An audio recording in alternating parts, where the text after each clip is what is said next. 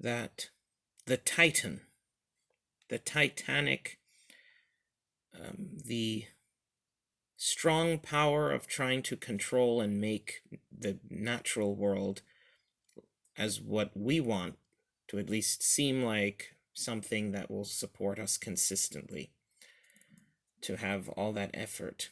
And then the assumption is you look at us and that we are doing that consistently, always trying to force the world around us to seem like this unnatural thing that helps us, that nature is helping us consistently, or to look like it is.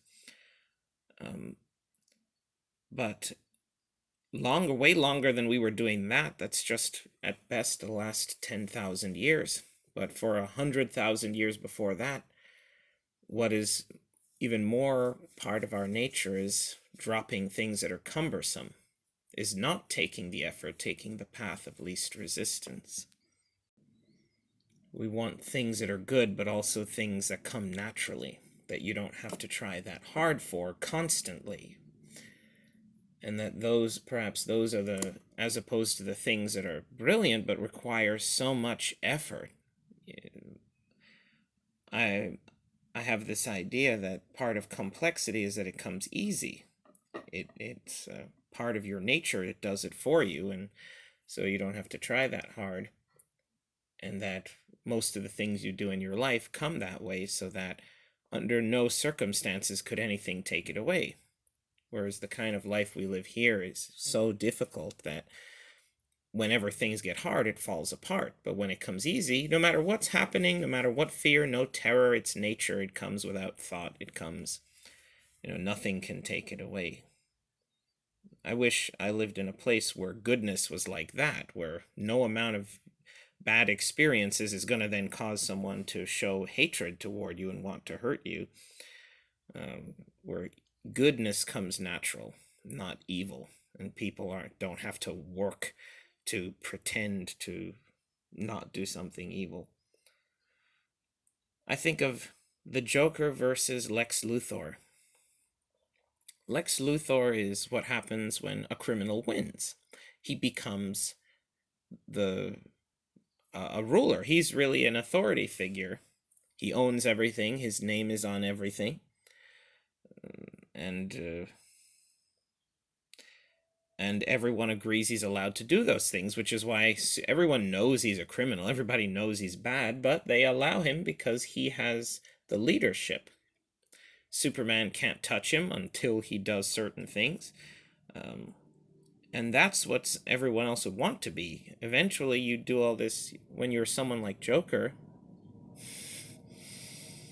You're destroying things, you're hurting people, trying to gain power. But after a time, when you have enough power, well, now everything becomes yours. This is your stuff now. You're destroying, you want to maintain it. You now have to start taking care of it and trying to help it, and at least somewhat. And Lex Luthor still destroys stuff and does evil things, but he also has to now spend a lot of time maintaining stuff as well, because now it's his world. It belongs to him. So you want to know it, understand it, take care of it. Whereas Joker is still on a level of like being attacked by the people there. When Joker gets arrested, thrown into Arkham, the law, the soldiers, that's Lex. If it were happening in, let's say, Metropolis, I'm sure it's a different people, different government in Gotham. But if, let's say, Joker went to Metropolis, that would be Lex Luthor. Lex Luthor owns the cops. Those are Lex Luthor's people who would be arresting him. It's his world. It's his place. He's already won there. Joker is still a criminal who's getting attacked by the government. So I guess that would really be like Lex Luthor winning.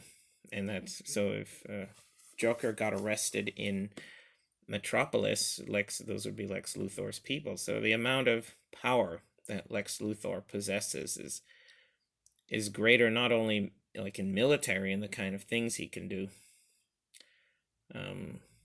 but also he's a different type of criminal where it's a whole different experience having so much power that people now approve of the evil things you're doing and help you do it. Though Joker is a celebration of the types of complex things that come with the destruction. That part of us, you like Grundel's invulnerability sort of thing, where part of us is destructive, that the walk of our lives is a series of controlled falls. With Grundel's invulnerability, it's like you can go into free fall, as if there's this part of our being that's in every part of us, that takes our shape, but it's not made of the kind of living stuff that we would think of as living, even though all living things have that dead, ugly part of it, that if we could isolate it, we'd say, oh, well, that's not a living thing. That's not what we'd want, what we consider good, alive, and healthy. But if it gets separated for some reason, it has enough of the structure, the shape of the living thing, that if given energy, it can imitate its behavior enough to seem alive. And in fact, perhaps more, because now it doesn't have the weight of the living things holding it down. But it doesn't have the ability to do all the things that make it sustainable, collect energy from elsewhere, but it will fall apart easily also because it's frail. But in doing so, the energy of like it being desiccated, of burning up or breaking down, gives it enough movement that it propels what would ordinarily cause the behavior of a living thing when it was alive. And because it's lighter, it's enough to kind of to move it. However, it's cannibalizing itself to do that. So now it's in free fall. It's doomed to end, but for a time, it now has no way to cut it off from its fuel source because it is its own fuel source. And it can now behave in the way that the not healthy living material can. So if you cut someone's arm off, maybe it doesn't fall down. It just remains as if it were maybe like separated a little bit, but it still moves around just similar to if it were still attached. Because what keeps what keeps the dead body together in the human shape and working like a body is not the same as the flesh. So when it's operating by its rules, it just kind of continues moving similarly to a body until it uses up enough of its structure that it doesn't have enough to continue the motion that comes from the shape of that structure and the energy of it falling apart. And that idea that there is power in lower level complexity things, and that because they have less complex things, there's more in the universe that can support that. That lower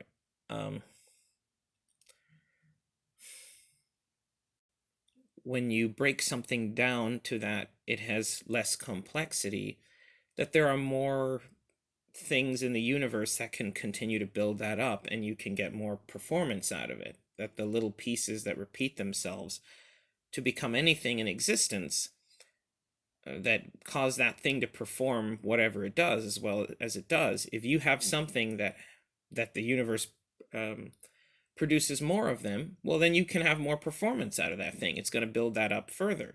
But for the things that take more complexity to build, there's going to be less of those more complex pieces to repeat.